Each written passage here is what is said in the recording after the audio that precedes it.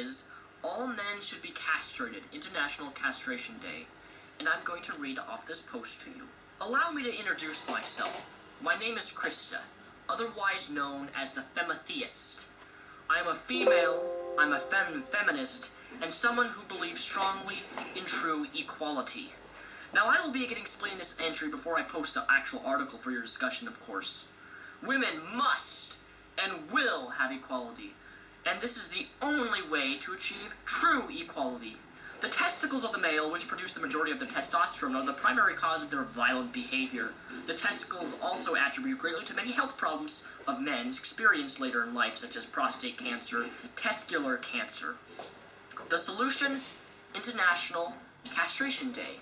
It is my belief, which I consider factual based upon my research, that all men should be castrated, not for their own safety, but for the safety of all innocent women and children. And in order to achieve this, the entire world should have an international holiday known as Castration Day. Males of all ages will be brought to the public squares of their cities nude to stand together in a circle as they wait castration by a woman known as the castrator, who will be a woman chosen from the public, much like a juror. Girls of all ages will attend, lining the streets, and cheer and applaud the males as they join the rest of the civilized society.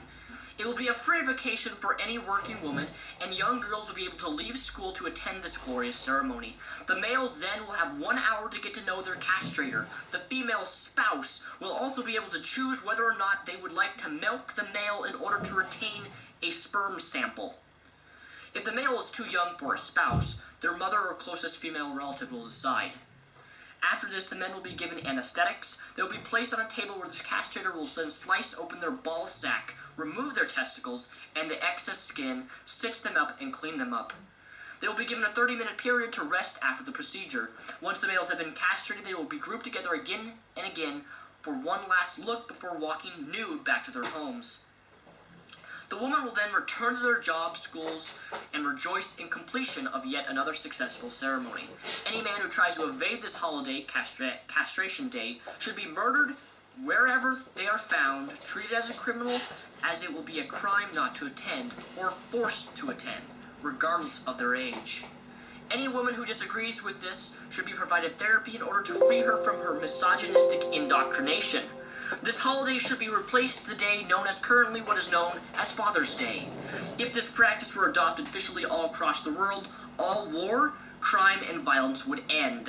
We would have what is known as a true utopia, where peace reigns and men do what they only exist for, which is breed, labor, serve, and die. Likewise, the change of their hormones would make them less aggressive and thus less likely to rape. It would also provide them with a better health throughout their life, as the testicles are the major cause of health issues in the males as they age. All will profit from this, and I believe this day will someday come soon. Thank you for your consideration. The Feminist Divine. Posted at 2:55 a.m. So going back to the first part of her post, she says, the testicles of all males, which produce the majority of their testosterone, are the primary cause of their violent behavior. First of all, this is wrong. There's no such scientific evidence for this. This has not been established. In fact, this is a myth.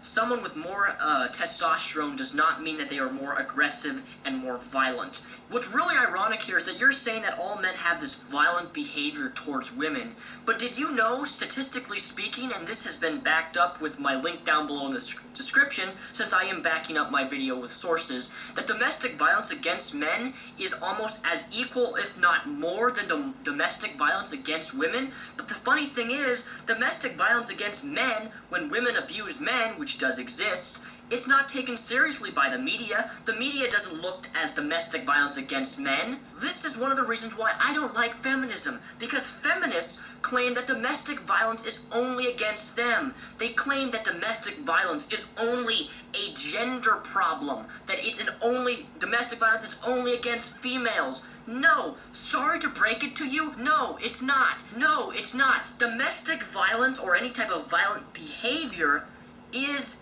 a humanity problem. It is a people problem. You feminists